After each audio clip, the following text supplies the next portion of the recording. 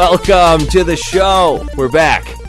It is November 19th, 2012. You're listening to Factory Sealed. I am the not-so-long-lost Eric Peterson. Joining me is the long-lost Aaron Robison. Have you found me?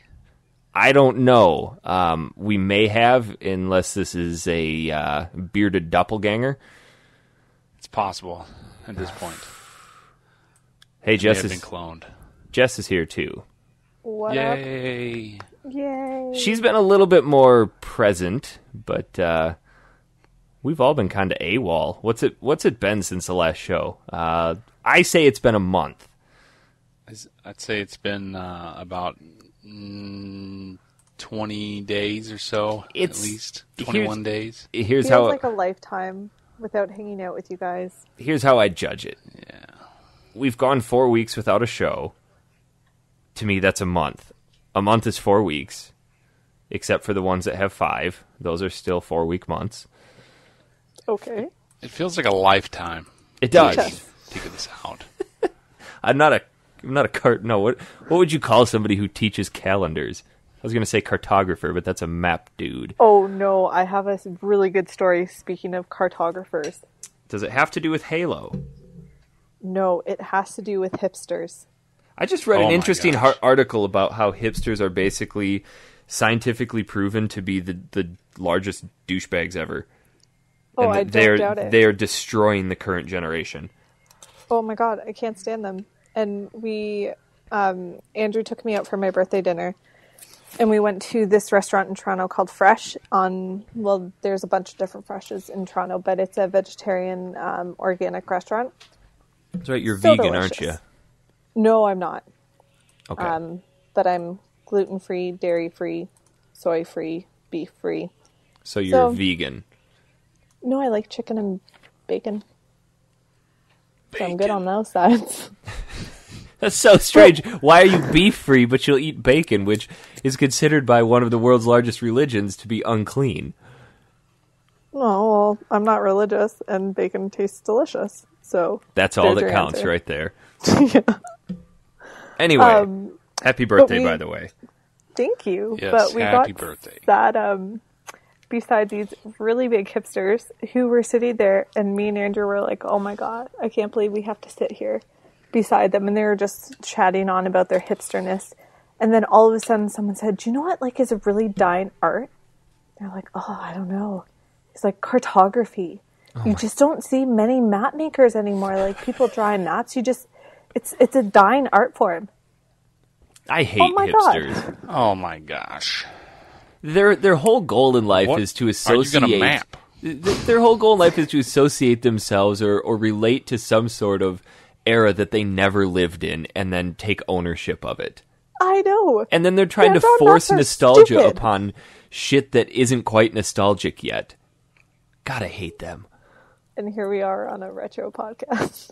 But this has nostalgic value to it. Years have passed. But we're not wearing like paper-thin mustaches and T-shirts with pairs of glasses on them. And drinking Paps and talking about how ironic the games are that we That play. is I feel like that's the kitsch word of hipsters is, oh, it's so ironic. You know, Very I true. feel like it's been so long since we've done a show that this show is almost retro. It could be. It's a retro. It's just not cool anymore. Yeah. I was in Factory Seal when it was cool. Now it's not. Hey, why don't you just go? move to something else? Why don't you go put on your penny loafers and shut up? Pop out the lenses out of your black frame glasses. Look, I'm too busy drawing maps for people. Better make sure that you draw them accurately but artistically. Just don't take lessons from iOS 6. I saw a picture of a rainbow from them, and it was they had the, I don't know if this was real, but I thought it was pretty funny. They had a rainbow picture taken from an Android or from the Google Maps, and it was this nice half circle rainbow, just like you'd expect, and then you show the one from iOS 6, and it's like all sorts of fucked up, and it looked like 3 sets of the golden arches from McDonald's. I don't doubt it. Their new map system is dear God, it's awful. Yeah. So awful. So, Aaron, where have you been? Why have we not been able to do a show? I'm going to lay the blame on you. Well, it's really partly my fault, too. Yeah, I'm not going to take all the blame. I'm pleading innocence in this. Jess is just the innocent female bystander. She gets to feign ignorance. ignorance. For the gamers out there, you guys know that I work for GameStop, and we've had several large launches since our last show. We had Assassin's Creed and Halo and Call of Duty. I've been working nonstop, 50 hours a week, 60 hours a week at work the last couple of weeks. So I just have not had the time to sit down and do anything. So are midnight releases still as popular as they used to be? Not as much anymore. Because I remember when I was working for GameStop in La Crosse, just down the road from you, we had our Halo 3 launch. And I don't know if you've ever been to the mall in La Crosse, but I have. It's the shoebox, right? Talking about? Yeah, GameStop's right in the middle. And then when we had the Halo 3 launch, the line went clear down to the other end of the mall. It was like 500-600 people deep. Yeah. Do you still get that or not? Call of Duty. Yeah, we get that occasionally. I had that for Call of Duty. Halo was about 100, 200. But, you're in a town with only one GameStop. I was in a town with, 3. That's true. So the midnight releases here in Phoenix are pretty lame because there's a GameStop every 2 blocks. Yeah, so there's actually one area where you can look out the front of one GameStop and see another one just down the road. Right. It's ridiculous. Yeah, they're wide and thin, but real estate's expensive, so it's cheaper to rent 2 buildings. Yeah. Unfortunately. So you've been doing a lot of you've been doing a lot of midnight releases and a lot of midnight, a lot of catching up for holiday. Of course, you got Black Friday this week. I got the day off, which was really nice. You don't have to work on Black Friday? Oh, I do, sir. I do. We're open at midnight that day, so yeah, I'm working. I think it's 11 p.m. Thursday night to 3 in the morning on Friday. Then I go back and work like 11 to 7 or something. It's kind of ridiculous. So, people trying to get their savings. How was the Wii U launch last night? Well, the Wii U launched on Sunday, and I was there for that. And oh yeah, it was Saturday night, wasn't it? Sunday, yeah, Saturday night. We didn't do a midnight for. We just opened at normal time. Oh really? Yeah. Why didn't you do a midnight? Pretty well, huh? Why didn't you guys do a midnight? Just I don't know. Said decided not to. Yeah. Said fuck the system. I guess I don't know. All I know is that I sold quite a bit of them. They're very sought after. About mine. Are they still as hard? Are they as hard to find as the Wii was when it first came out? Yes and no. They came out with 2 versions of it. Mm-hmm. There's the 8 gig white version, the basic, which you can find pretty much everywhere. Yeah, because nobody wants. Then there's the one that you actually want to spend money on, which is 32 gig, which comes with Nintendo Land and a bunch of other cool stuff for $50 more, and that's what's out everywhere. You're not going to be able to find it.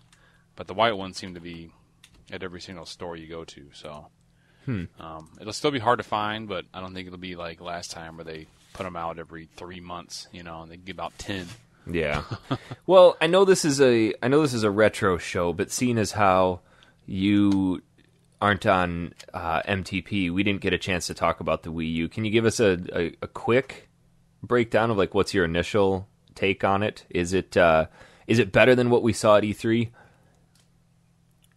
Well, considering all I saw was at E3 and what I saw at my manager's conference, it says good. They haven't released anything new that makes it more exciting. I have not seen I don't have cable TV, so I haven't had a chance. I haven't had my hooked up yet either. But there's some really cool functions that I didn't know about at E3 that you can use on there now, where it interacts with your TV and it changes the channel for you, and then also you can get like in-depth like IMBD right there, and oh wow, some other sports things. When you're watching sports broadcasts, you can actually get stats from all the players and all things like that too from the tablet. So, what games did you buy with yours? None yet because I forgot my trade. So, ooh, I'll be getting them. I'll be getting Zombie U. Don't tell Eads that you're gonna trade stuff in. He almost disowned me for wanting to get rid of Halo. I'll probably trade my Halo 4 in. Oof. And I'll probably trade in a bunch of other stuff that I'm never going to play. Yeah. I've been addicted to Halo 4. Like, it's It's changed you've me. been intense with it. It has changed me at my But, core. like, multiplayer, though. Yeah, I've been really getting together with the fan base and interacting with them. I kind of wish we could do that with more retro games, but I guess, got to take what you can get. So, as far as the virtual console goes on there, this is one thing that I was kind of curious about, and I guess it relates to retro games, is that the Wii Virtual Console was a massive success. And did you buy a lot of Virtual Console games on your Wii? I did. Did those transfer over to the Wii U?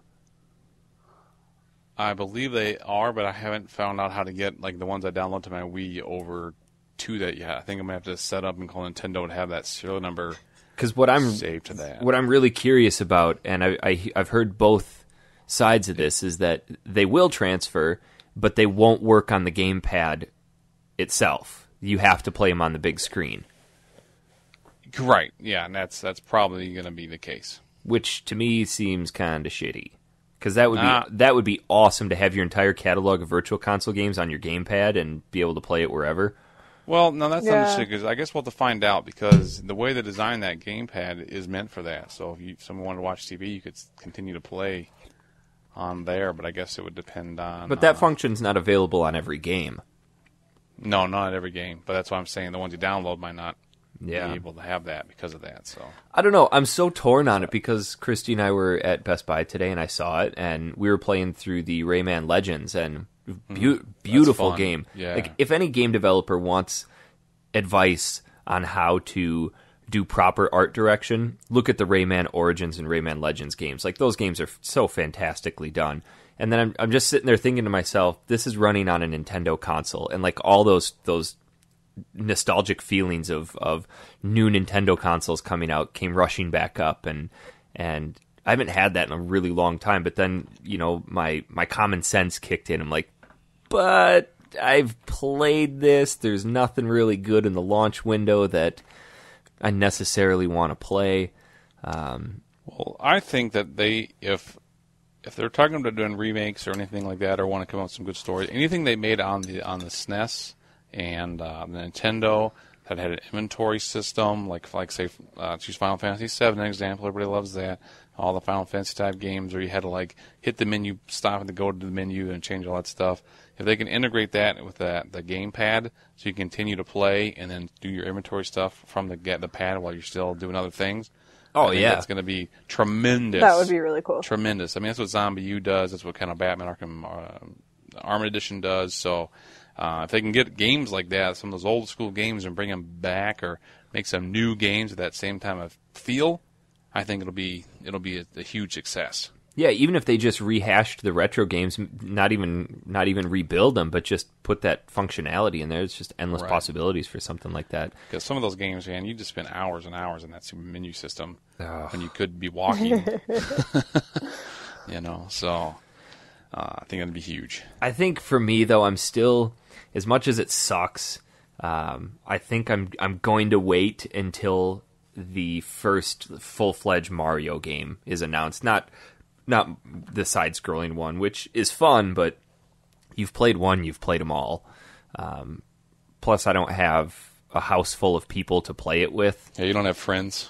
I don't. No, I have. What happened to all your childhood friends? I never had any. It's just all been a lie. Oh, truth comes out. Grandma. My grandma actually paid the neighborhood kids to come over and play video games with me. Well, she can pay all us to come over and play video games. I'm down for that. Right. But then she's going to say something about the internet. She's like, can't you guys do it free? And it's just going to make my feelings hurt more. All right. Grandma Peterson. It's not Peterson. I did buy a nice PS3 version of Borderlands 2, which we have yet to play online. You bought a PS3 version? I bought it like the 2 days after you said you should get it for the PS3. Oh. I played it for maybe 20 minutes. That's how busy But then I've you been. fell off the face of the earth, so Yeah. that's why that conversation didn't go anywhere. I get the Yeah, random I love you text message, and that's about it. I just want you to know I care. Yeah, well. Oh, from And Aaron. after that text from last time, I just keep going. Oh God. Surprised nobody delved further into that. I didn't want to, so it's okay. Jeez. So I'm going to go out on a limb and say that in the past 4, call it 5 weeks, you really haven't had much time to play any retro games. To be honest, I've had no time to play any games. And you work at a video game store. Can you just play them on your lunch break? Hell, we used to play them while working. Well, I don't know about you guys, but I actually do work when I'm at work. I don't know if I call BS. Wait a minute. I used to run a store that was very slow, and I had time to do that kind of stuff. But in this one here, You can't tell me that the store that we were at was slow. We just made a point of the new people that got hired stayed out on the register while we went in the back and played games. That's a good, fair point. Also, you can only have so many people in the store at a time, so you're forced to sit in the back and play games at that store. Yeah. Or was that the fart store? The what? The fart store? Yes, that was the fart box. Yeah, and when he says box, literally a box. You could take 3 people, link their arms together, and reach across that place. Have you ever gone to a restroom, a restaurant bathroom? You know, that's the size of the GameStop in the crowd. I was actually curious for Jess's response there because she was really thinking about it. Like, have I? No, because I was laughing because I just kind of keep in my mind, like, you guys don't say washrooms, right? Washrooms, yeah. When you're in a washroom at a restaurant. It's a bathroom. You see, we do both, but it's a I crapper. usually say washroom, It's so when a I go down... Dumper. It's a lavatory. It's a shit house. It's a loo. No, we're not that pretentious. I say washroom. Why? You don't go in there to wash up. You go in there Don't go in there to bath when you're in the restaurant. You go there to drop the Browns off at the Super Bowl. Ew. But, yes. I have been in a bathroom in a restaurant. It's very small. It's very small. Your shoe closet is probably larger than that store. I don't have a shoe closet. Yeah, I was going to say, Jess doesn't buy shoes. That's the point I'm trying to make. Oh, got it. Now we're good. All right. So, last week, I want to say last week, but that just doesn't... It doesn't feel like it's been a long time, but we need to... you guys, it doesn't feel that long that we did the last show. We need to make up for it, though, so we'll probably do another show next week just to... Just to get back in your good graces, if you'll have us. I hope they have us. I'll have us. Oh, God. All right. Well, so moving on, I guess.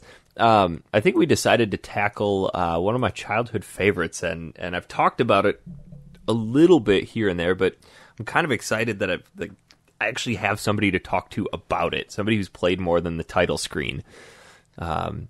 But I feel like we could just mute our mics and it would be the Eric show for the rest of the... No, because I want to hear what you have to say about it. Here's what I had to say about it, Eric. Let me start off mine. Start mine off. We are talking about Illusion of Gaia for the SNES. Illusion of Gaia, which I played.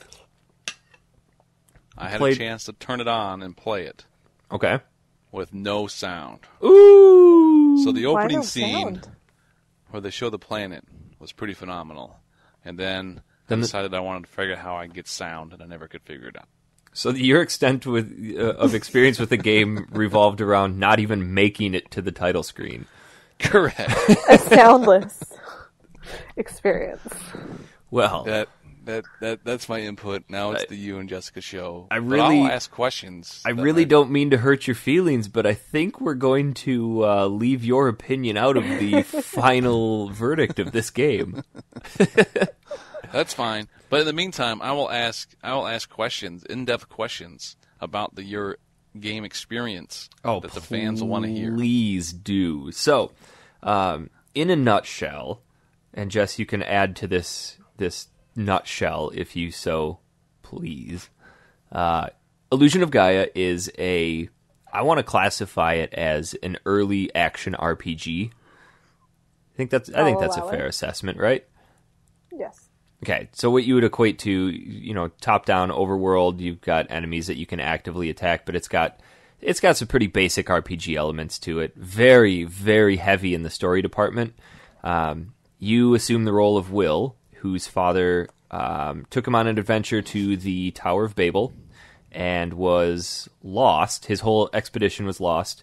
They don't explain in any way how Will makes it back to town of South Cape, where he just goes through this severe bout of, I guess you could call it, depression, and then he's longing to reconnect with his father, and through a series of events gets launched into this adventure that takes him across the globe with a bunch of different people, scouring the ruins for signs of his father, because he wants to see if his father is actually still alive at the Tower of Babel. I think you missed out a key element of this plot. If it's about the goddamn pig. Two key elements of this plot. Give me the first. Give me the good one.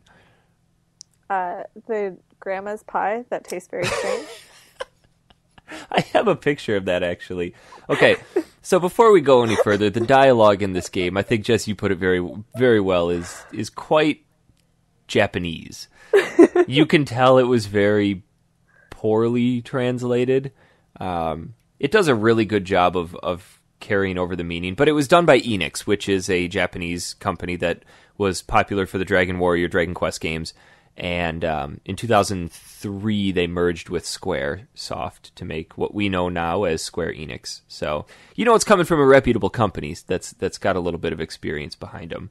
But yeah, there's a part in there. I think we can give away the first. I don't want to say twist, but what really sets Will out on his expedition is there's a castle just north of town, and this spoiled brat princess. What's her name? Kara. Kara. Yeah, you don't like Kara. I think she's kind of a nice character. She's one of bossy. She's one of these princesses that she loves all the finer things in life and decides she wants to escape from the castle and stumbles into South Cape and somehow ends up with Will and his grandparents, and Will comes home to find Kara eating his grandmother's pie. And just the way that the dialogue is written is quite hysterical. I'm trying to remember what's the exact line that had me just pissing myself. I think it's Lily who says, like, "Oh, I've had your grandma's pie, and it's strange tasting," or something. Yeah, it tastes kind of strange. I mean, it's just obvious sexual allusion to this. Hold on, I took a picture of it. I want to see if I can. Oh, my battery's too low. I can't look at my pictures. Anyway. Jess's favorite character makes a very early and very shallow appearance. Significant. Oh, significant. It is not appearance. Okay. Who is it? Hamlet the pig. Not the greatest name ever for a pig. But it's okay. So this princess has a pet pig named Hamlet, and he plays a very vital role in breaking you out from prison and launching you forth on your adventure. Yeah, he's the backbone of this entire plot. You don't see him for the next 20 hours of the game. That doesn't mean you don't feel him in your heart. That's true. But would you eat him if it came down to it? No. You just said you ate bacon. I'd eat the strange fish or the strange pie, but You'd eat grandma's pie? Yes. As opposed to Hamlet. I don't know. Grandma's pie tastes pretty strange. Oh, Grandma. Okay, so the game itself, I'm kind of curious. I've played through this game more times than I care to. It's been probably 5-6 years since I played it last, and since switching my mindset more towards analyzing games, looking at this game now, I see a lot of things that I didn't quite pick up on when I was a kid. But before we get to that, I want to hear what you have to say about this game, because I've played it before. I've got really goofy, nostalgic moments with it that I'm pretty sure you don't have, because you said you've never played this before, correct? Yeah, I was a newbie to this one. But I had some very passionate moments maybe sometimes playing. Sometimes where I wanted to throw like my whole computer out of the window. But it was really fun. I really enjoyed it. I think that kind of looking back on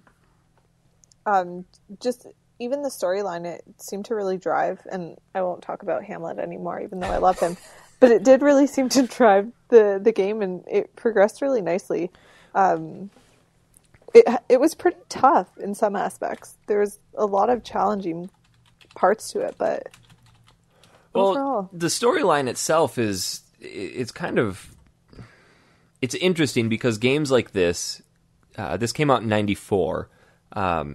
Games back then, yeah, we had role-playing games like our Final Fantasies and Dragon Quests, but games weren't really pushing the limits of storytelling back then. You know, it was more focused on quick, cheap gameplay with the occasional really intense storyline here and there. And this game actually really falls into that category. But what really caught me off guard this time playing it through was some of the deeper concepts that this game was really pushing. And for the mid-'90s, like, this stuff was really, really forward-thinking for a game. And each one of the towns that you visit, if you really delve into it, has a completely rich story on the underside of it. If you dig into it and you talk to all the characters and you find out exactly what's going on. What's cool about South Cape when you first start out is that you have this little seaside cave with all your friends that you go to after school, and each one of your friends' family lives in town. And if you want to, you can go and visit their family's house, and heartbreaking. You can learn that's what's really going on with these kids. And I guess for me, being a teacher, you could relate too, Jess, is that you understand why these kids don't go home after school. Because of what's going on at home. I mean, one kid's parents are just in brutal arguments on the brink of divorce, throwing things at each other.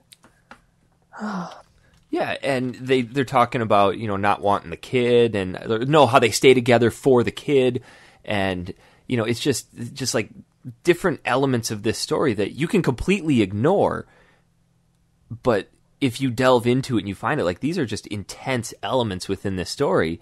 And then the whole relationship with Will and Kara, like, Will is this really reckless cavalier adventure type, and then Kara's, you know, from the other side of the tracks, ritzy royalty. And I guess you could kind of, if you want to relate it to another RPG that most people have played, is Final Fantasy IX, kind of the similarity or the relationship between Zidane and Princess Garnet.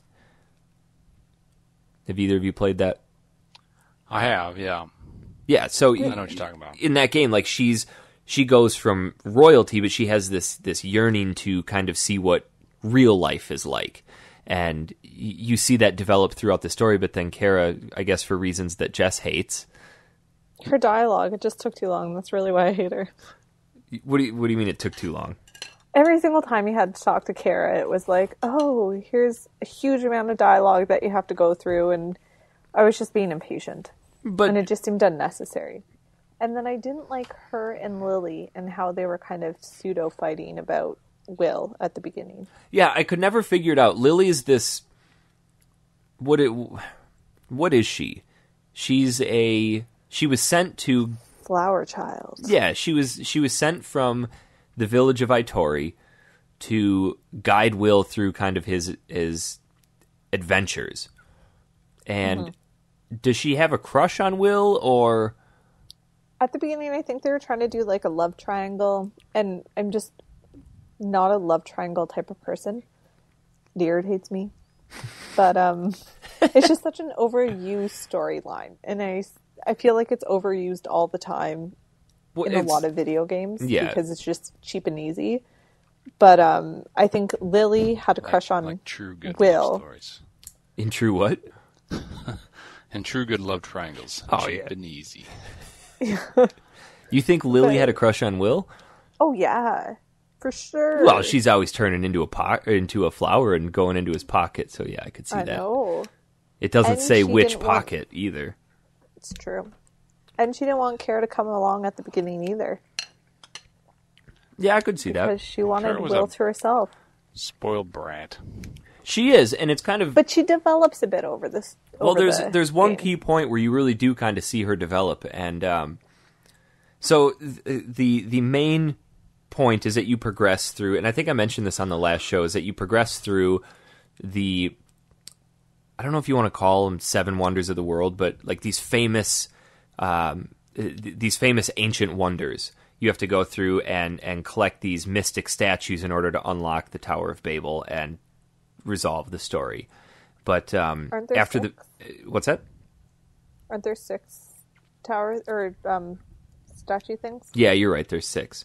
So after the first boss battle, you land on this golden ship, and Will kind of goes through this altered state of mind, like he doesn't really know what's going on. And when he wakes up, the ship is completely in shambles, and everybody on it is dead, and the ship gets destroyed, and he and Kara are left floating on this raft for 3 weeks, and that's the part that where her character really develops, because she's kind of at the complete bottom of, like, rock bottom of life. There is no lower than you can get than being set adrift out on the ocean with no chance of survival, and they have no food.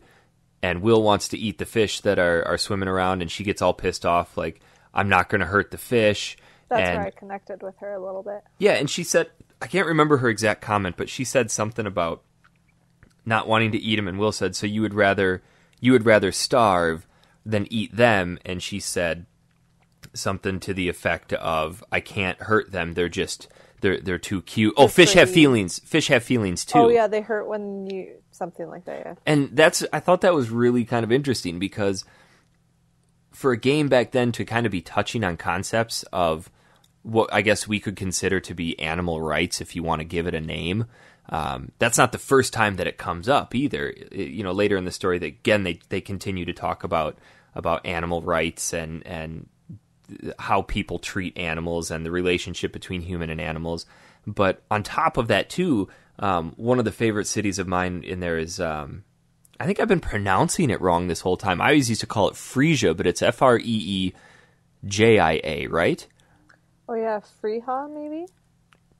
I don't know. But anyway, it's this really cool city where there's rose petals floating around everywhere, and you walk in, and this is one of the cities where you can kind of see the dark underbelly. Is the first person that greets you says, welcome to Frisia, blah, blah, blah, blah, blah. And then you talk to the next person and they say, do not be deceived by the beautiful things, because every rose has rose petals in the air. Yeah, nice it uses the cliche statement of every rose has a thorn. But then you start digging into the city and you find out that there's this insane labor trade going on with child labor and slavery, and that kind of drives you into the next major dungeon where you have to go into the diamond mine and save all these child labor or these child slaves, and it's intense.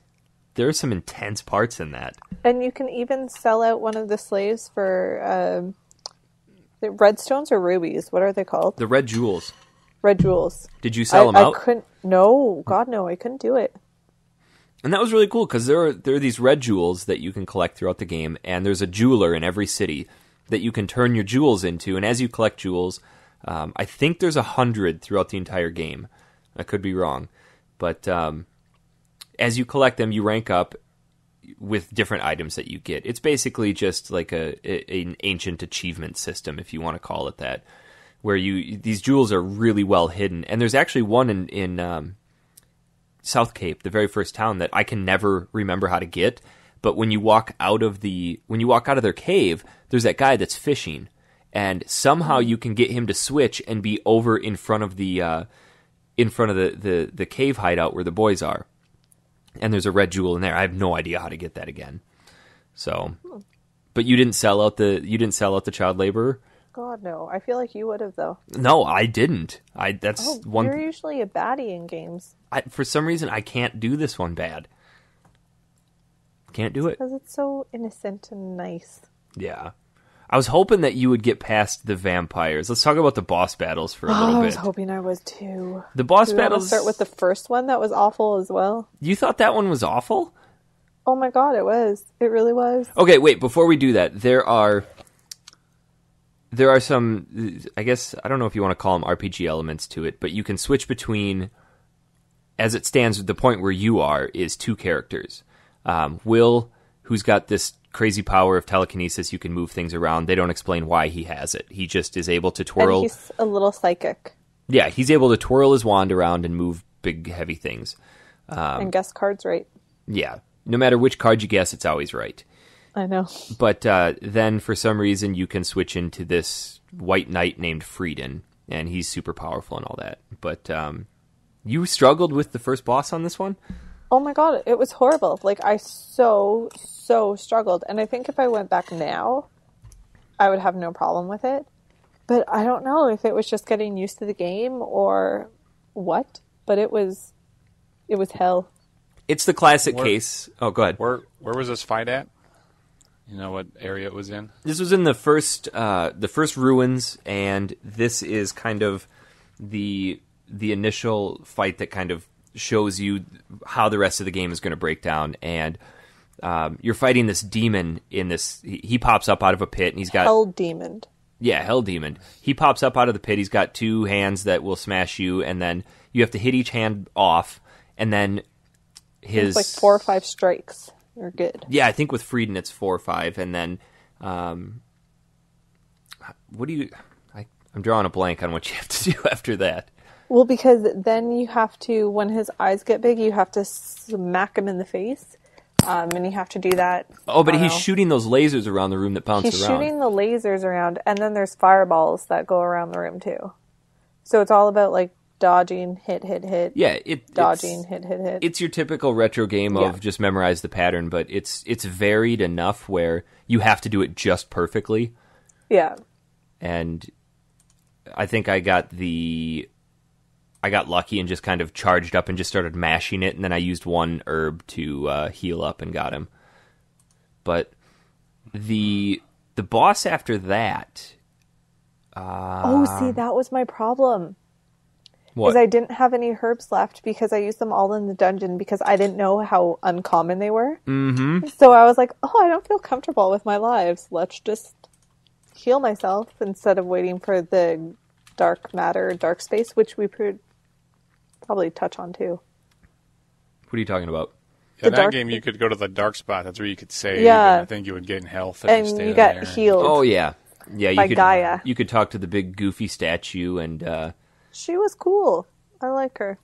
You could tell this is a game made in Japan, again, because the B button, the A button on the right, is the one to like advance everything, and just playing modern games, I'm so used to the bottom button. So you'd go to record, and then she's like, do you want to continue your journey? And I'd just be tapping on the bottom button. She's like, no, stay and rest a while. And then the game will just go blank, not go blank, but your character will disappear, and you'll just be staring at Gaia out in space, and like this really soothing, calm music will just keep playing. And did you ever do that? Because the music that is in there flips over to something that's just awesome. I remember when I was a kid, I used to do that, and then start doing homework and just have that music playing in the background. Back before we had YouTube to listen to music and stuff like that. Interesting stuff. I did not do that. Yeah, I'm trying to remember so the cliff boss you had no problem, or you had a little bit of trouble with. Then that was in the ruins. Yeah, that was the very first ruins. ruins. Because I had no herbs. No herbs. Ate them all. Good old Herb Cole, owner of the Milwaukee Bucks. No. I'm trying. Lost me when Herb Cole, the guy that owns Kohl's departments. Shut up. You're the only one talking, sir. Somebody out there will follow me on this one.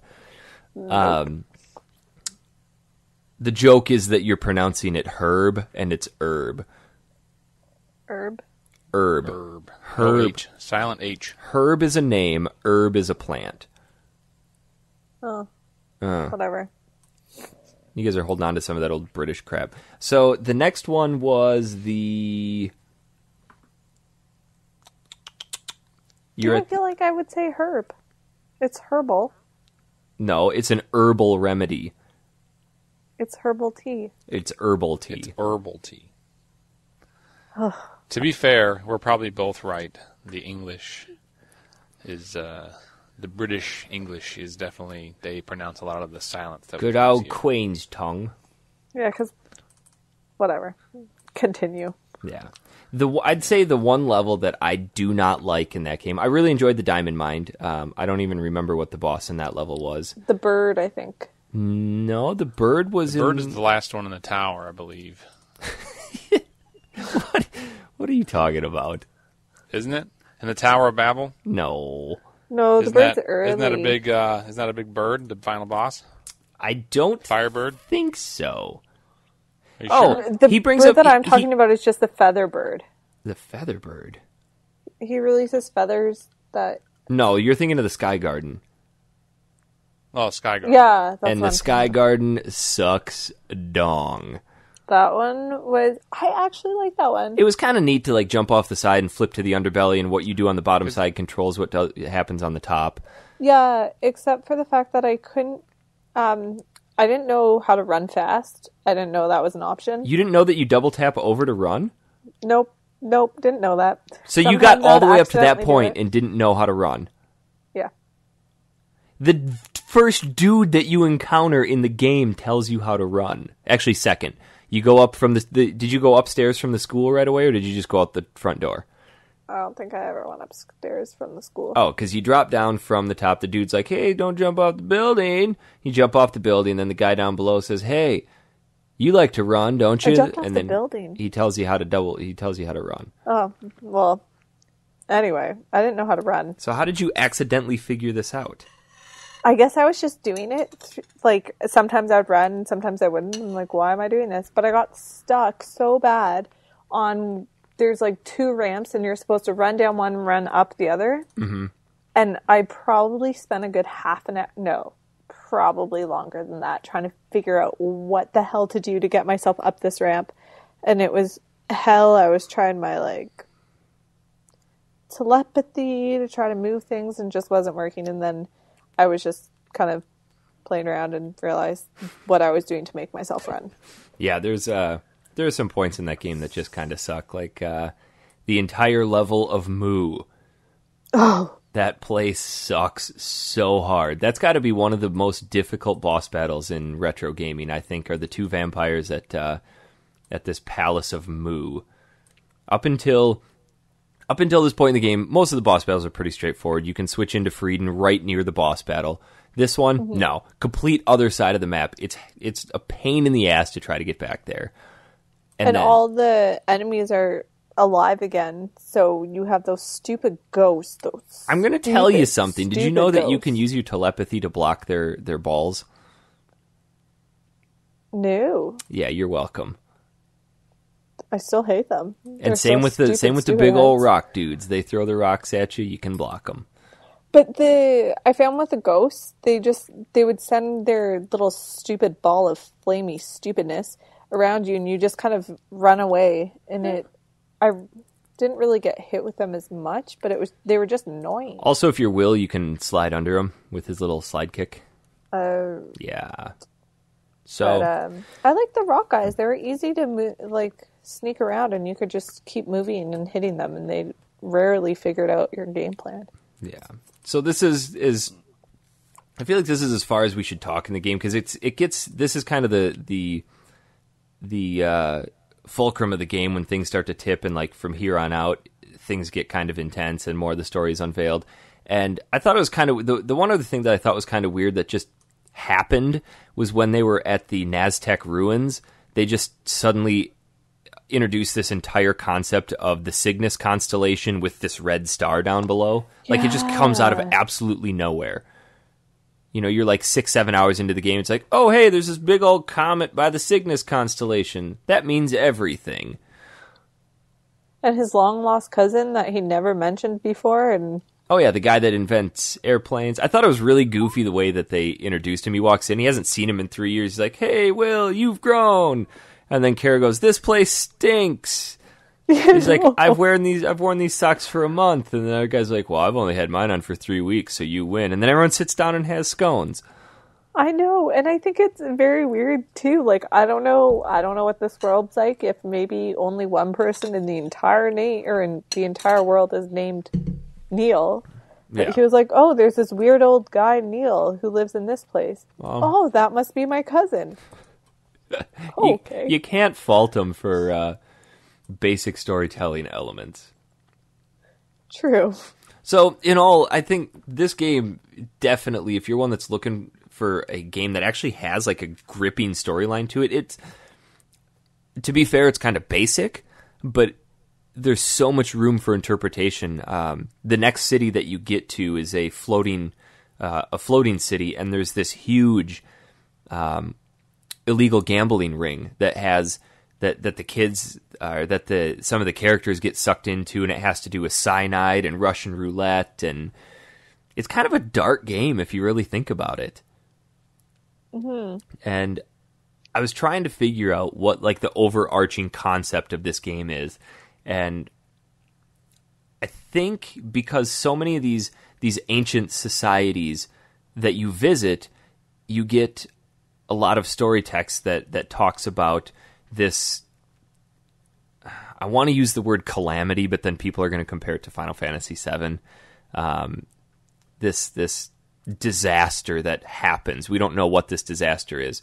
And all of these ancient civilizations crumble. So I'm thinking that this game kind of focuses on like the degradation of human society, and you're kind of experiencing this as a person going through and learning what's happened to these societies while you're going on your own little superficial adventure to find your dad. Yeah, and I can see a lot of, like, it kind of reminds me of, not coming of age, but looking at kind of the way that innocence in children is lost, because they're very young, these kids, and they're coming from horrible homes, and they go on this adventure, and I don't know if they're just trying to escape their previous homes, like, both his parents are gone, everyone else's parents are horrible, Kara's parents. Well, I think that's interesting too, is that it's not just they come from terrible homes, but the game is showing you that there are two sides to the word terrible. Like, there is such thing as having too much money. I still come across people who are like, hey, I want to have tons of money, and it's like, that doesn't instantly make you happy. And I think that's kind of what this game is trying to drive home too, is that you have to come of age by leaving behind whatever is behind you and experiencing the world for what it really is. And You're getting deep. Yeah, it's interesting for a game that's this old and was kind of in an era of, I want to say shallow games. Because look in your Super Nintendo collection, how many of those games really did you put in and they didn't require the depth of gameplay that games today like Skyrim or Borderlands or stuff like that really requires? I know I chose two terrible examples, but they're the two that are sitting on my desk, so. Oh, you make a good point. So, that's my 2 cents on Illusion of Gaia. Did you like it? That's the key, because you know me, I love it. I really liked it. I would absolutely play it again. I was telling you earlier that I'm sad I never played it when I was younger, but yeah, I absolutely enjoyed it. I actually have the theme from Akari Village, Atori Village, as my alarm clock in the morning. Oh, really? Yeah, just kind of a little piece of nostalgia. But this is actually part of a trilogy. There's a game that comes before it called Soul Blazer, and they don't really tie together at all, but you can definitely, it uses the same type of character model, same gameplay model, but it's more along the lines of like a ActRaiser type game where you go into these dungeons kind of the same way layout, but you collect different pieces of the town, and then the town is rebuilt as you collect these pieces, and people give you different things for saving them, and then you move on to the next area and do the same thing. And then the third one never made it to America, but there's translations called Terranigma, so I'm sure we'll eventually get to those someday. Aaron, any deep questions? I don't have any deep questions per se. I have some interesting tidbits. Give them to me. All right. So since we're on here, and I didn't get a chance to play, I was talking to some friends of mine that used to play the games with back in the day, and I brought up that we were going to be playing this, and he gave me some interesting little tidbits about the game and what he thought of it. Okay. So that I'd share that here. There was a couple different versions of it, that came out, of course. There's the Japanese and the American. Mm-hmm. And they made some subtle differences, and the American version got what the developers wanted in the final boss compared to the Japanese one. He wasn't happy with how it turned out. Oh. Yeah, so like I believe in the Japanese one, it's like a statue that comes to life, like wings and a talon. Okay. And then in this one, it's like the bird, that comes into play. From what I remember, the ending is really cool. I know that a lot of people. I've been reading reviews of people playing this game recently called To the Moon. And it's a kind of a retro RPG that really tugs at your heartstrings. And from what I remember, last time I played it, it's obviously it's not going to make you break out in tears, but like it's a really heartfelt ending. That's totally worthy of the adventure. And talking to him, my take on it, and just coming off from that, I believe the whole thing was a dream. You think so? I think that he lost his father in a shipwreck. He got back. To simply, he saved up, and then during that time though, he had a dream about what happened, because then when he loses his memory at the very end, and they have to, they come back, and they're all friends in the real world, and they're at a modern school, and it's a different setting. But if you think of the title, it's Illusion of Earth, Yeah. That it's all not real, and he has his other form, the Shadow, not as long as it's Freedon. So there's a different aspects of that in the play too, and how they're all kind of drawn together. Mm-hmm. So that was my take on it. I think it's that's interesting. I like to be that. a dream. And I think that kind of relates to having like the dark space too, and like being this very important part. He could, that's a kind of cool concept that he can create this world where he's the champion and has to save the world. When I know a lot of really. people, if that's how they interpret it, or if that's what it really was meant to be, a lot of people might cry, cliche. But then again, you have to remember when this came out. That storytelling device of have this entire grandiose adventure being a dream was still a new concept to people. Yeah, this is way before The Matrix came out. Yeah. So, and also there's the interesting fact that I have here for you. And I believe it's in, what the hell did he say? It's like Angkor War or something on an island, I think. Angkor Wat? Angkor Wat, there we go. That's what it is. Mm-hmm. Those were originally cannibals in the Japanese version. Really? And you would see skeleton bones laying around, What ones proving were that's those? what they would eat. This is Angkor Wat. This is Past the Vampires. Oh, okay. Yeah. So, Damn vampires. and I do remember playing this game back in the day, because I saw the cover for it. I'm like, oh yeah, I remember that. And I remember playing that game, but it's been so long that I can't remember all the tidbits. But as you guys were talking about it, I'm like, okay, I remember that. That sounds familiar. This is one game that I know a lot of kids, and I use that term loosely, don't really purchase their own games. Even nowadays, parents buy their kids a lot of video games, and me, I shouldn't be one to talk. I hardly bought any of my own games. But this one is, for some reason, the only one that sticks with me as being the one game that I purchased with my own money. And that might be one of the reasons why it is so near and dear to me, but I'll never get sick of this game. Well, I'm definitely on the track to play it. I was actually at a retro gaming store looking for the copy, because I just happened to be somewhere in the cities, and I came across the store, and they had the old systems there too, and I almost bought a Super Nintendo had I found the Illusion of Gaia game. They've got tons of them down here. It's only like $4 or $6. If you want me to pick it up and bring it back to you when I'm in Wisconsin, I'll do that. Yeah, go for it. And then, because up here they were charging. When I talked to the guy, he said, "Yeah, that game would be in the cabinet here." No, and all the games in the cabinet are around like $30 or $40. No, Illusion of Gaia is a cheap game. If you probably in your area, because everybody has it. You know what I mean? Everything in your area is different. How easy can you get it? Yeah. And they also had one of those. I almost bought one of the machines anyway, but they had one of those triple machines. So the FC Ultra. Yeah, I don't think it was called Ultra. It was something. Is it the one that plays the NES, the Super Nintendo, and the Genesis? Yeah, those are awesome. Yeah, they had those there. They were like $60 or something. Really? 70. I can't remember. But I almost bought one of those, and I found the games that I wanted. I even looked for Buck Rogers. Buck Rogers or Bucky O'Hare? Bucky O'Hare. I still have not been able to find a copy of that. I've had Rogers on my brain forever. I was talking to somebody about a book that he wrote, and his main character in there is, I keep saying Rogers. It's Kevin. Anyway, sorry. Yeah. So you have time to read. but you don't have time to... You, sir, have your priorities in the wrong place. Well, it's easy to Busted. it's easier to pick up a book and pick up a gaming console and TV and bring it to work with me for my break. You work at a gaming store. Yeah, come on. You can't tell me there's not a free TV somewhere. Just to let you know, I read this book a year ago. Okay, you're forgiven then. We were just talking about it the other day. So there was another game that one of our listeners asked me to play, and I'm not going to lie, I didn't play a whole lot of it for one simple reason. I couldn't figure it the fuck out.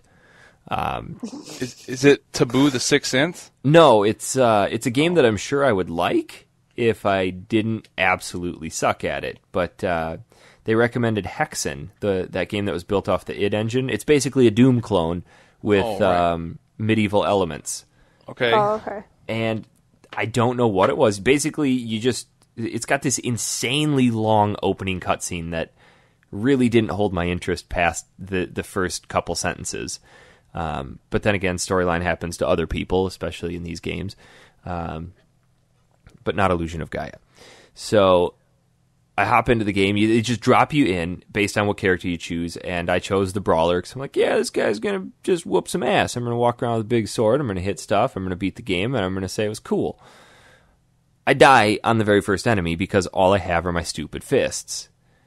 So like, okay. I think I watched a playthrough of this game recently. Yeah, it is exactly like Doom. If you played the original Dooms, it is Doom. That's it. Yeah, because I love the original Doom, but I think maybe someone posted a playthrough on Reddit or something. I can't remember. I mean, even some of the sound effects are the same. The levels look the same, except they changed some of the walls to look like castles. The monsters look identical too. Yeah, the same growls and stuff, the same sound effects for when you punch.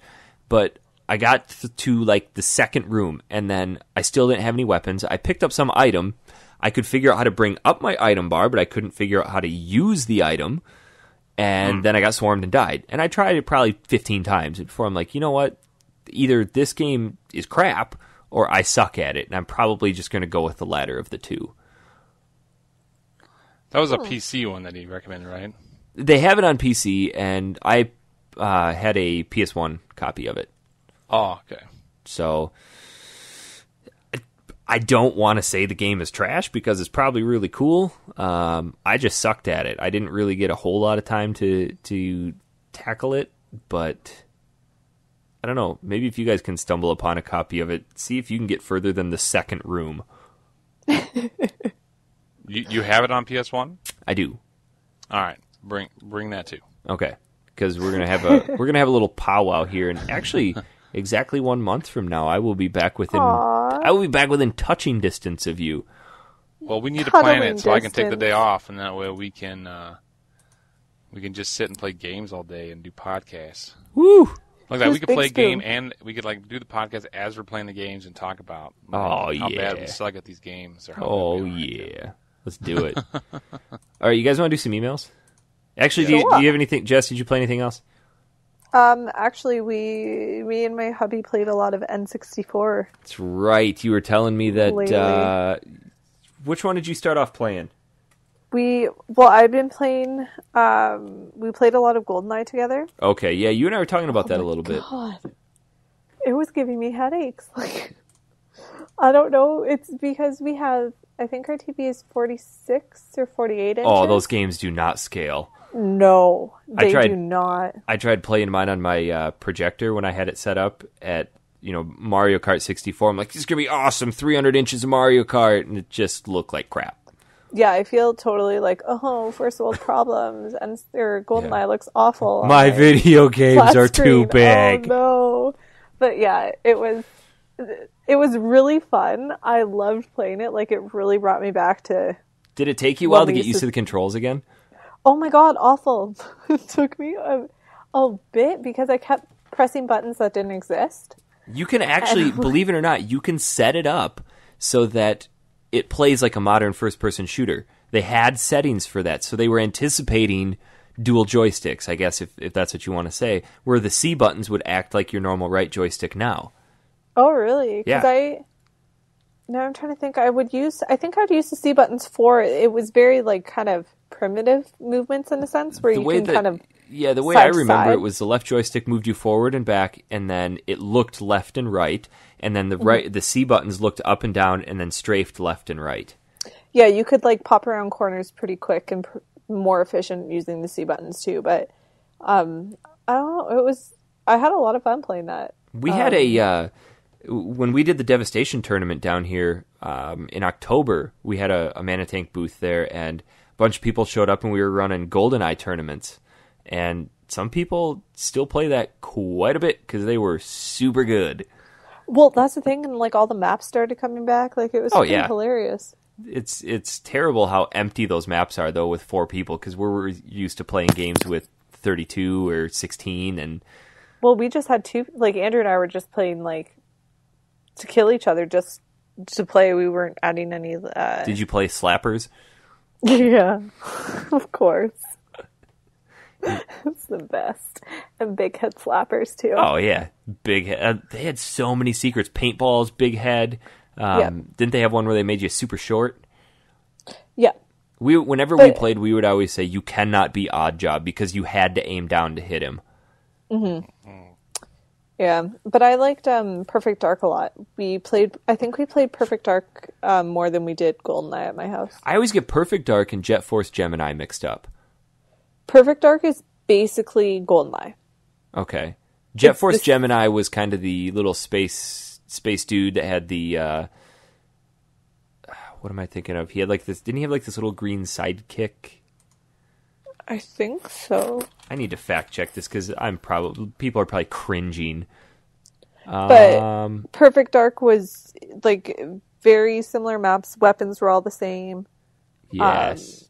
They had like upgraded weapons, so you could do more alien tech stuff. But okay. And then you played some Mario, right? Of course. I think we need to save the Mario chat for when we have our special guest on. Yep, I'm good with that. Mario? Have you heard about our special guest, Aaron? I've heard that the gentleman... Oh, don't give it away. May be on the show. Yeah. It's somebody that's been on MTP. He's kind of a big deal. We'll put it that way. Pretty big deal that when I say his name, nobody's heard of him. Well, how many... I'm not going to say anymore. True people, fans will know him. That's true. It's like people who know who Brina is. But then if you expand upon who he is, people are like, oh, yeah, I know him. Yeah. Right. Yeah. So, all right, you guys want to do some emails? Let's do it up. Sure. All right, I got to figure out, when was our last show? The 25th? Okay. That's a really, really long email from Jason Jones. I probably should have screened it to pull out the gist of it. Way to be prepared. You had 5 weeks to do I'm going this. to cite the one and only Mr. Matt Eads, and the best shows are done without screened emails. Okay, here's the gist. I've just been screening it here. He says, were you just saying something nice about Eads? I did. He and I have been kind of buddy-buddy lately. He's knock on wood or something. Yeah, he's not been completely hating me, and it's been sweet. All right. Eads grumpy pants. doesn't know how to land a plane. Woo! All right. I have always been a huge Sega fan. My first console was a Mega Drive, which I think for America that equates to the Genesis. What? Correct. What was the? Is it a Mega Drive? I'm just adding my own personal thoughts in here. Is the Mega Drive the Genesis, or is the Mega Drive? Yeah, the Sega Mega Drive. I've never heard of the Sega Mega Drive. Let's The Google Sega this. Master System. Yeah, the Sega Genesis is also known as the Sega Mega Drive. Okay. Okay. Anyway, continuing. He says that placed him firmly in Camp Sega, if not only because the console was indestructible. He says his question is, where did it all go wrong for Sega? They made so many great games and were such a force in the world of games, but while Nintendo has managed to revamp, well, he says Nintendo have managed, but I'm going to go on a rant and say that companies are singular. If you ever write anything for me and have a company plural, I'm going to explode. I love that rant when I first met you. That was a big rant because I had to edit so many people's stuff. Anyway, Nintendo has managed to revamp and rely on the Mario cash cow. Sega has fallen upon year, resorting to multiple crappy Sonic games. Surely games like Alpha Protocol prove they had the potential to be one of the bigger game franchises. So he wants to know, where did it all go wrong? I can tell you where it went wrong. He enjoyed games like Tasmanian Devil. Okay, sure. T2, the crazy arcade game. Phantasy Star 2, which is awesome. And the Sonic games. So, Aaron, hit me with it. Where'd they go wrong? All right, here's where they went wrong first. One, the Sega controller was crap. They had two layers of buttons on there, and you had to switch between the two to use them. No, the official Sega controller only had one row of 3 buttons. Only had one, but then they came out with that Sega Genesis. And I have one of those. It was crap. That's the first step. Okay. Second step was they tried to put their money in the Sega Saturn, which was one of the first disc-based ones before the PlayStation 1 and 2 became really big. No. Okay, yeah, go ahead. I'm just going with this. This is how I saw it progress. I got you. You guys can filter me later. So that happened, and then what also happened was the other people were getting in the market. Nintendo was getting theirs in there, and then other companies were actually buying out rights to certain game titles that companies wanted to put out, just so people couldn't put them out. And Sega became less of the hardware mega steam, and they had their certain games where they couldn't get the games they needed to put on their system because the other companies were buying the rights to certain games. I think that's a huge part of it. Is for the longest time that's all it was Nintendo and Sega. That's just what it was. So they kind of took it for granted that we're always going to be around. And then the mid-90s hit, and more people started showing up on the market. And then rather than having cross-platform games, people wanted their exclusives. And Sega, like you said, didn't really put a lot of weight into that. They didn't, and the only one they really had that was like, when you think of Sega, you think of Sonic. Yeah. When you think of Nintendo, you think of Mario. And the problem is Mario was so big that I still get people that say, "Do you have Mario for Xbox? Oh God. Do you have Mario for PlayStation?" Yeah. Like, they just think the Mario name, and Sonic is another one, but now Sonic is also diverged because now Sega is mainly just gaming now, so that way they're not focusing on the systems, they can make all their money on the games they want to create. But even still, they're really not. I think what he's getting at is that they're really not making good games anymore. And they're not they're not as powerful, I think. And I think it kind of going with the character base too is that Nintendo created this whole entire world where kids kind of grow up with that and they develop characters and they keep adding character bases on that too. Yeah. Like from a girly perspective, you've always had Princess Peach, but then yellow-faced one. What's the yellow one? Knuckles. Daisy. Oh, Daisy. Yeah. For the tomboy what ones. What did Sega really come up with? They had Sonic. Yeah. And that was about it. And then I guess if you really want to pull out an obscure reference, the knight from Nights into Dreams. That's really it. And they had Altered Beast was the only system. The dude from Crazy Taxi, but like who the hell can relate to that guy? And a lot of it came down to too. Somebody can prove me wrong on this, and that would be great. But I really believe that the companies that were trying to get into the business bought out a lot of their information in games, so they would never see the light of day. There are games out there that are getting produced every day by people spending years on them that will never see the light of day because the whoever they are, Xbox or Sony or whoever, they don't want them to have that on their console. Mm-hmm. They'll buy them out, and you won't ever see the light of day of those games. That's sad. Well, as long as the people that are making it get money.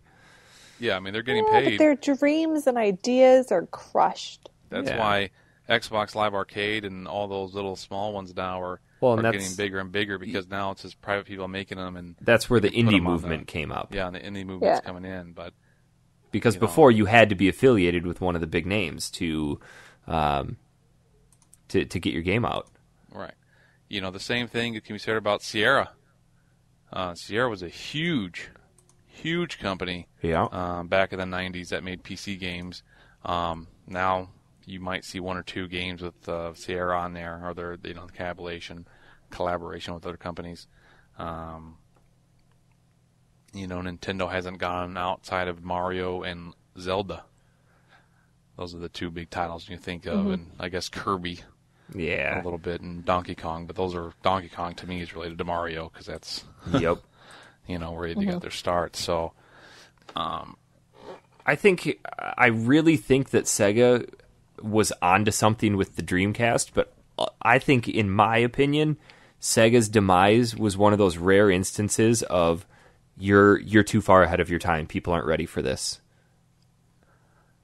And that kind of worked against them, along with all those other factors too. But the Dreamcast was ahead of its time. It was, and that's the other thing too. Is Sega was doing what Nintendo was doing, which was giving their quality seal. Whereas they're not going to let anybody just throw a game on their console. Yeah. And I think because of that, they lost a lot of the small-time developers who were letting people get on. Whereas on the opposite spectrum, PlayStation was like, "Oh, you got a game for us? Let's put it out there. Yeah, You got a game? Let's put it out there. You got it? Oh, let's do it out. Let's do that. Let's put it out there." And I think that's what drove the PlayStation to be the indisputable console leader for 2 full generations. Right. The people could say that the N64 was fantastic, and it was. It had a lot of really good games, but the PlayStation truly redefined where we went with gaming. And then the PlayStation 2 was arguably one of the most impressive and life-altering consoles ever. I just don't think Sega was really driving that. Let's get good games on here. They were being too selective with what they put out. Right. And they lost a lot of money on their consoles because they were making the consoles. Yeah. And they weren't selling them. Yeah. So that's another. It was just this huge perfect storm of shitty circumstances that brought about the demise of Sega. And it's unfortunate because I'm really curious to see what a modern day Sega system would look like. Probably be the Xbox. Do you think if Sega would have survived, we would have seen Microsoft? I don't know. It's a tough one, I think so. If you want to take a step back too with this question, what happened to Atari? That's true. But I didn't live through the Atari era, so that's one thing that I know about it. I'm not super knowledgeable about it. Right. I don't have firsthand experience. So I bet you they're both the same. Atari still makes games, and they make good games. That's the difference, though. The last really good Sega game to come out, well, they're starting to turn around with Sonic and All-Stars Racing Transformed. That is a good game from Sega. Mm-hmm. Right. They made some of the Aliens games too, didn't they? Yeah, they made Alpha Protocol, which was good but could have been better. They made actually, you know what? I'm gonna take that back. I want to fact check this and make sure that it's a Sega game. Yeah, Binary Domain. Sega sent me a copy of this to review earlier this year, and okay, it's a Sega game. Yeah, it's gonna be okay. And I was truly blown away by this game, and I was trying to bring a lot of exposure to it because it is a good shooter done by Sega. Great story, great characters. Kind of your generic third-person shooter, but the simple fact that, hey, you know what? Sega still can make good games. I think they're kind of terrible with their advertising and building hype. Right.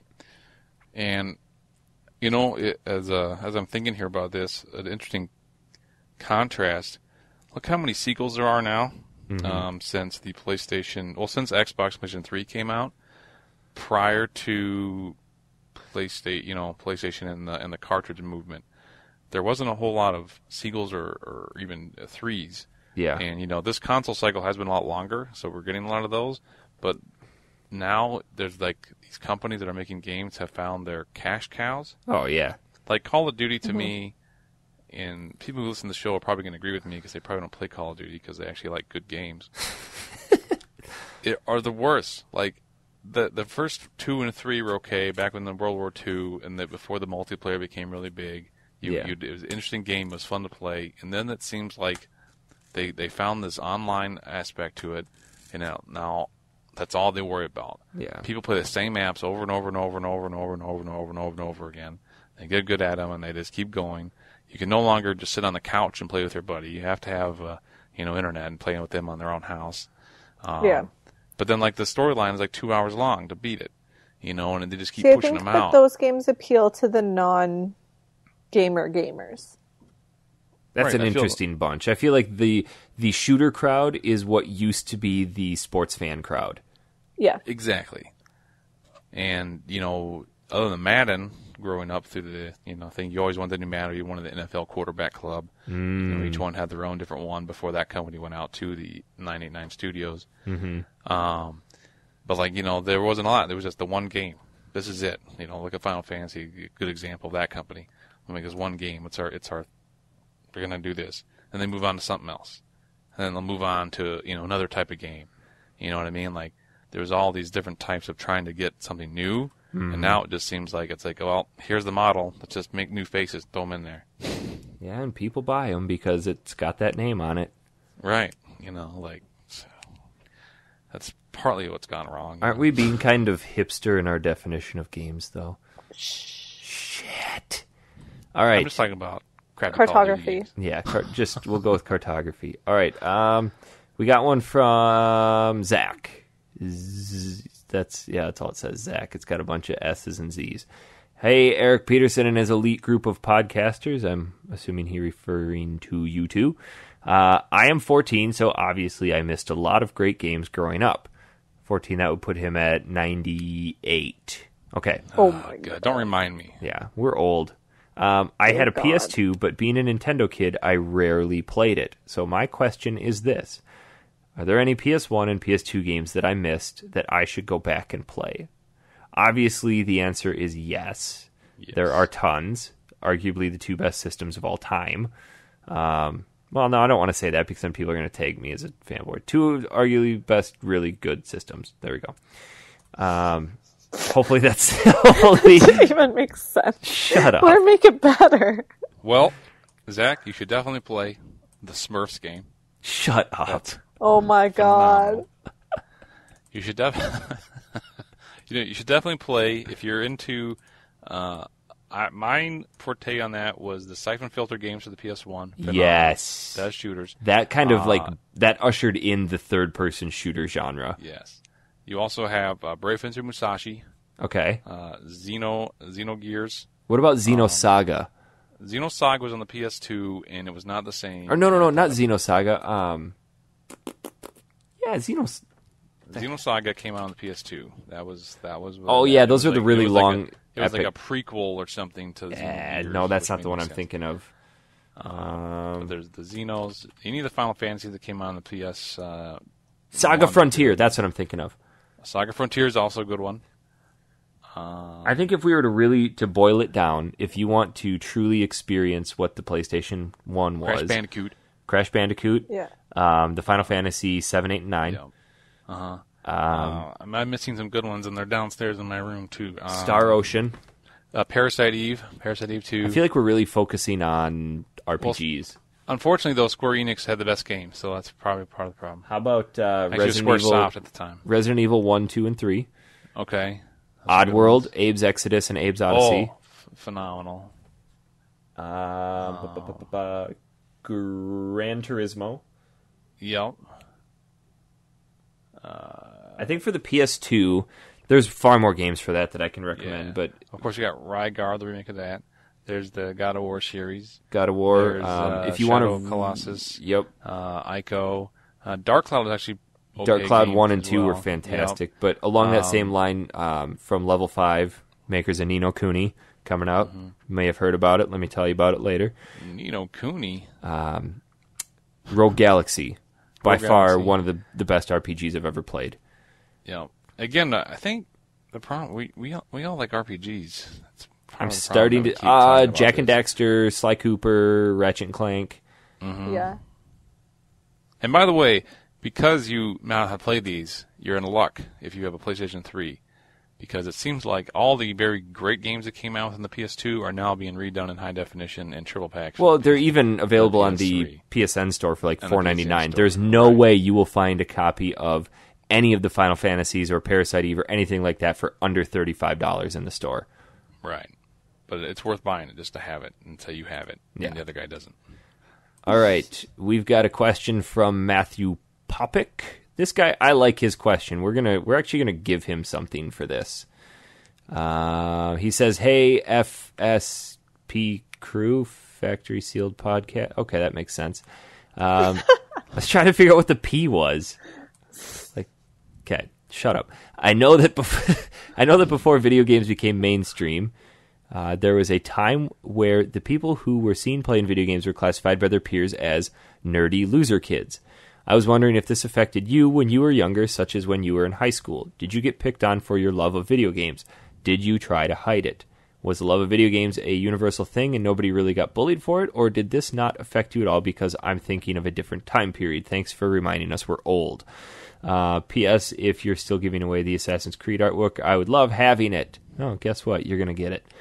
Best wishes to your future podcast episodes, Matt. Okay, I like this question for a couple reasons, aside from the fact that it really, really dates us.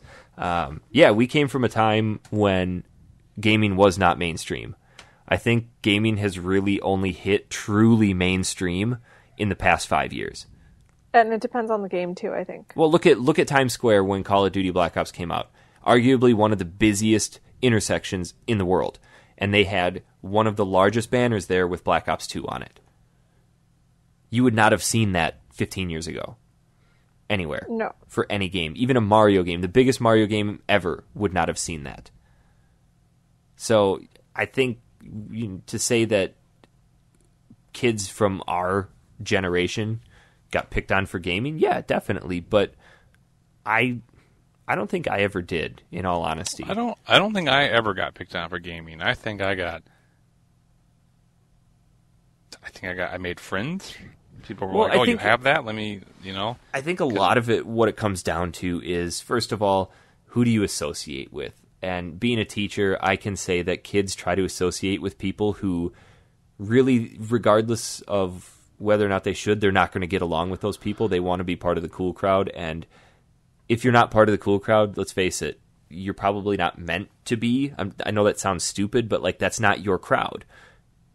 Find the people that you get along with, that you relate to, rather than trying to strive to be with people that aren't like you. The people you hang out with are the cool crowd. Yeah, that's what I was trying to say. That's the best way to put it. The people you hang out with are the cool crowd. Because honestly, who gives a shit if somebody doesn't like what you're interested in? Find people who are interested in what you're interested in, then you have more common ground. Because who wants to hang out with people that you don't have anything in common with? And I can guarantee. Yeah, but you guys are boys.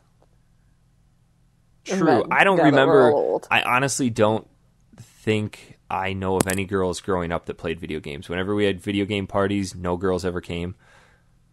But I think that was the difference, though. Growing up, there weren't as many of the girl gamers, which is why girl gamers in the last 5-10 years maybe seem to be more like, oh my god, she's a gamer, and you get all the booth babes and all that, what's her name on Morgan, Morgan Webb, and things like that, and they're like, oh, it's Morgan Webb, she plays video games, oh geez, and they're like, she's the only one in the whole world who does, and it's just like, that's why, because growing up, I never, unless it was my cousins, I didn't play video games with other guys, because it was just you didn't do it because girls got made fun of. Or you'd be better than the guys, and they get all pissed off and tell you to get the hell out.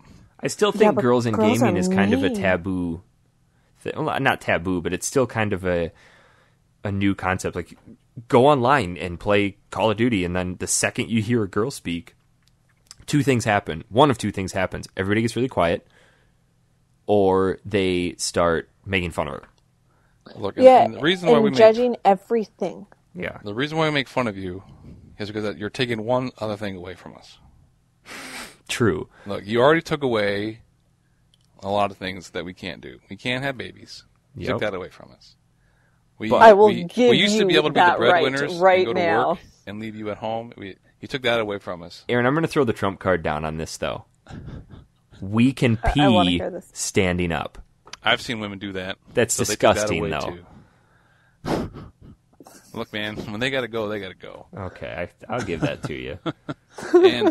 And I may get a lot of slack for this, so I'm not even going to say it. Oh, just You say have to say it. it now. I can't. Look, we used to be able to vote, and you couldn't. Now you can vote. Taking it all. Oh my god. Now you're taking away our gaming. You're taking away the only thing they can do. There's no more, girls only boys only club. Keep girls out. That was gaming, and now you're taking that from us too. They took strip We clubs know you're away better from than us us. too. Stop bragging about it. They had to get male strip clubs Do you know why you have your monthly time? It's because God's punishing you for taking all that for stuff taking away all the stuff that guys like. See, I know you're And in joking, return, you punish us. but I think you might want to protect yourself now and be like, ha. I am kidding, guys. I'm not really serious. Yeah, about don't this. take any of that seriously. No, not at all. But the kids that are in school that had that question, I can tell you right now, nothing that happens in high school Matters. unless you're like in politics in high school has any meaning outside of high school once you get out. But that's being a teacher. That's so hard for kids to understand. Like they want so badly to be accepted. They can't because that is their life. You get up, you're alive, you go to school. That is your life. And then once you get out of high school and you no longer have that like sense of a place to be, then that's when you realize that, man, I guess I could have done things a lot differently in high school. To put it into perspective, I had a lot of friends in high school. I keep up with exactly one from high school, just because everybody goes their separate way, and you keep in touch with the people that really matter, and I think I have 3 that I talk to. Yeah, but, and you probably went to a school that was 10 times bigger than mine. Yeah, high school was hell for me. I was bullied, basically every school was hell for me. Oh yeah, I mean, I'm not going to say that I wasn't bullied. I was bullied for other things, but it definitely wasn't for gaming. I was never bullied for gaming because I never told anyone that I liked playing video games. See, I always told people I like playing video games. I'd do video game doodles. I would be always writing stories. I'd have, we didn't have handheld gaming then, but on the weekends I'd be at home playing a game, and buddies would come over and play games, and people knew that we were having Halo parties and stuff like that. So we didn't hide it. It's a weird thing, I see people coming my age looking for games for their kids or whatever, and they've never played a video game before, and to me that's mind-boggling. Yeah, it's like you're 30 years old and you've never played a video game. Like you don't know what an Xbox, or you don't know what a PlayStation is. You don't know what a Nintendo is. I feel like to be part of modern society, to be a contributing member, you have to be at least be on nodding terms with the gaming culture, because it's so pervasive right now. Yeah, and it's a cash cow, man. It's a big everywhere. business now. It's a huge business. It does probably just as much money as Hollywood does in some of these cases, which is why you see that big banner in Times Square, because now the companies can afford to put it there. Yeah, because they know that they can put 20 cents into making a game, and then make 3 sequels of the same game but with different faces. Yep, I think it takes a little bit more than 20 cents. But yeah, going back to that though, I think kind of like for females it's tough because females are vicious to each other. Oh, they're not just, they don't physically torture you, they mentally abuse you until you want to crack. But I think kind of growing up now, you have so many different outlets in your life that you can take, and different connections you can make, and different friends. But that's also, you guys are my friends. Yeah, of course, because we've found common ground. But then again, I think that can also be a dangerous step too, is that people will recede into their online worlds, and that's a whole other conversation. True. We got one more question. All right. This one comes from Ryan from Ottawa, Canada. Yeah, Canada. It's not about poutine or Beaver tails are from Ottawa. or about moose-mounted Monties. Damn. Moose-mounted Mounties. There we go. How about Monty the Mountie? What? Is that like the Fool? I don't know what I'm even saying. I don't know either. All right, he says, "Hi guys, my question I have for you is when you go buy retro games, do you shop around for the best price? The best price? best price. The breast price? The breast price. Freudian slip there. Yeah, Freudian slip. Well, of course, I'm a guy. We're going to the Sexpo? Yeah. We go to It's true. the gaming sexpo for the breast price. All right. Yep. Or just pay the price at one store when you see it. For me, the answer is absolutely not. I will never go into a store and see a game and be like, yep, I want that game, and buy it. I will never do that. Because for me, it's the thrill of like finding the game and making sure it's the best shape and the best deal. And I guess for me, more often than not, when I want a game, I don't really buy it right away. I like that sense of, I really want this game, I really want it, I really want it, I really want it. And then, preventing yourself from buying it when you see it. Because there's that mindset of like, maybe I'll find a sealed one, or maybe I'll find a better one. And I don't know, I guess I just go with the mindset of, you'll buy it when you know it's the right time to buy it. But I don't buy retro games online, simply because it's too easy. I like that answer. That's good. And I think, too, yeah, it's kind of like the thrill of the hunt, as you put it. And in a small city, I guess one of our listeners, Vic Mees, he always shares his stories with me. And he's from Norway, isn't he? Yeah, he's the emo kid from Norway. Yep, the guy who is obsessed with games but can't find any games because he lives in Norway. Norway or Finland? Finland. He's Finnish. Is it Finland? Finnish. Okay. Yeah, Finnish. All right, Finnish. All right. But he says that for him, Two different countries. he has to buy his games online, and they're so expensive. Just mainly for shipping and to find the right regions and stuff like that. So I'm fortunate enough to have some incredible used game stores down here. They're a little overpriced, but it's to me, that's more meaningful to actually go to a location, see the copy that you're going to pick up, physically look at it, inspect it, make sure that it is absolutely 100% what you want, rather than take somebody's word for it on the internet and look at some crappy pictures. Yeah, I'm a bargain hunter too, though. Oh, yeah. Yeah, when it comes to the retro games, looking for, even if it's a board game or anything like that, I'm the same way. I'll take my time to find the right one I need, and I'm willing to buy it online. But if I do, I'm getting like the research on it. I'm like emailing him, like, can you send me a picture?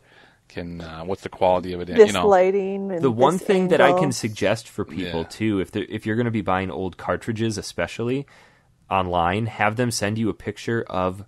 I know they do this on the Game Boy Advance cartridges, but there's an impression on the back that says Nintendo, then it's got the model number and AGB, whatever, for Game Boy Advance. I was looking for years for a copy of Lufia, The Ruins of Lore for Game Boy Advance, and first time I came down to visit in Phoenix, I found a copy of it, and I bought it. And I got in the car, and I was just inspecting it, and I looked on the back, and the Nintendo, everybody knows the Nintendo logo. It's Nintendo with the big oval around it. And I was looking at it, and it didn't quite look right. Something looked off. So I was looking closer at it, and I noticed that the I was actually an L. So I pulled out another Game Boy Advance game, and sure enough, I mean, the sticker was a little faded. It didn't quite look as good. So it's really, really easy, super easy to bootleg cartridge games. So that's why it's important to know what you're looking for. And again, I wish Ben Schrader were on here, because that guy is a veritable fountain of knowledge when it comes to knowing what to look for. But that's why I don't buy online, because I want to look at this stuff. Yeah. Ben. We'll get But it. I do just go, if I want something, I go out and buy it. Like, I don't look for a sale. I don't look for a good price. No, you're not going to find sales, but then again, you might stumble upon a better looking copy, like I was trying to do with Faxanadu. Right. But I guess I'm thinking it was, if I want something, like in general, I guess I was going Oh, on yeah. a different topic. Same topic, but same discussion. Like, Yeah. my wife's the big shopper. She'll go and save and drive across town with a coupon, and then, get the sale price, and then, get the advertised price. And she'll pay like $2 for this $50 item. Yeah. And then I'll go in, but like, here's $120, thanks, and then leave, you know what I mean? And you Guys wonder into why crazy you're broke. couponing. All right, well, I don't buy much. I'm too busy working. Yeah. Well, that's going to do it for emails. If you want to write us in any questions, factory sealed at manatank.com. We don't have any game suggestions from fans this week. So Probably because they thought the show was canceled. yeah, It's true. I've been keeping them in the loop. Well, that's good. So I didn't have time to get on Twitter, not any of it either. So the Twitterverse. the Twitter or the Facebox. Twitter. all that. So I feel like next show we're gonna wrap up our final thoughts on Illusion of Gaia when we get to the ending of it.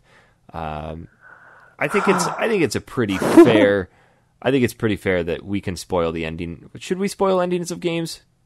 I don't think we love should. Why don't we wait till we spoilers. hear back from fans on that? Yeah. Okay. Here's a question for you: should we spoil the ending of retro games, especially like RPGs, or not? Yes.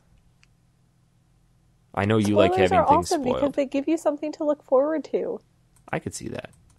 Also, let us know what you want us to play. We're probably going to try to do a show next week, so we need something short. Aaron, you got any suggestions since Jess and I have made the last few? Well, let's see. I want to find something that I know I have time to play.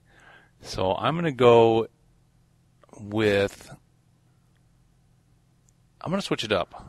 Let's see if we can get some Siphon Filter in. Oof, I'm going to have to track down a copy. Now I bring this up because it was one of my favorite series on the PS1 that we talked about already. Mm-hmm. But the combat system in it was tank style. Not like Resident Evil tank style, I don't think, but it was like that tank motion and not like the controls of a normal first-person shooter today. Yeah. And so when you go back, I went back to play it recently, and I was like, I don't know what the hell I'm doing. And I used to be awesome at this game. So that's why I think it'd be fun to go back and play that again. So that'd be Okay. my suggestion. All right. I will see if I have a copy of that, and then we'll see what else we can dig up. So if you have any suggestions, shoot them to us. That's going to do it. This is a good length. This is actually about a half hour longer than what we usually do. Yeah, So- well, they deserved it. And I'd like to apologize, everybody, for the late show on this. It's all right. We'll get back in the groove. We got some really cool stuff coming down the pipeline that we're trying to iron out. But that's going to do it. Any final? Happy belated Thanksgiving, guys. No, ours is in 2 days, 3 days. Yeah. Yeah, no, it's the belated Thanksgiving. No, it's the real Thanksgiving. Belated. We're gonna gorge on turkey. I'm thankful all the time. I gotta have I don't American need a day Thanksgiving. To be thankful. My sister's coming home from Americaland. Oh, so she's America I gonna. get to have Thanksgiving again. Ooh. Hey, Jessica, I have a question for you since you're Canadian. Or live in Yes. Canada, I should say. Canadies. What are the Canadians talk? What are they saying about these? These unsuccessions of some of the states that are happening down here. Is there a lot of big talk about that up there? Unsuccessions. There's like because we're coming up States on are filing petitions to secede from the union. right because we're coming up on the Civil War anniversary and things, so it's a big topic and things like that. But it's been happening for a long time in Texas and Louisiana, but it doesn't really Like ever go anywhere. how Quebec always wants to separate from Canada. Yeah. I guess so, yeah. Exactly. I was just curious if there's any talk up there about that. No, I haven't heard much about that at all, actually. All right. Well, this isn't a political podcast. No, so- it's not. It was just a question. Okay, cool. You can probably All right. cut that out, I'm sure. No way. People Leave have it to in hear there. that. All right. All right. Till next time. You can follow me on the Twitter at HonestPizza. And follow me at Quilted Tunic. Capital And- Q, capital T. What? Capital Q, capital T. I don't think the capitals matter. All right, man. Whatever. Yeah, I don't think they do either. Well, You've simplified yours. I don't think Jess has simplified hers yet. I did. I don't buy it. It's Jess M. Clarkson. How do you spell Clarkson? Like Clarkson. C-L-A-R-K-S-O-N. Thank you for telling me how to spell a word with saying it again. How could you spell Clarkson differently? How do you spell Like Kelly homage? Clarkson, Homage. You spell it like homage. how do you spell your last name? Peterson. Is that Like- Peterson or Yeah, Peterson? exactly. Let's Mine's a talk about little last bit names more. right now. That's with a But D. it's at Jess M. Clarkson. All right, that's Easy. going to do Easy. it. Till next week. Thank you for enduring us yet again. We will see you next time.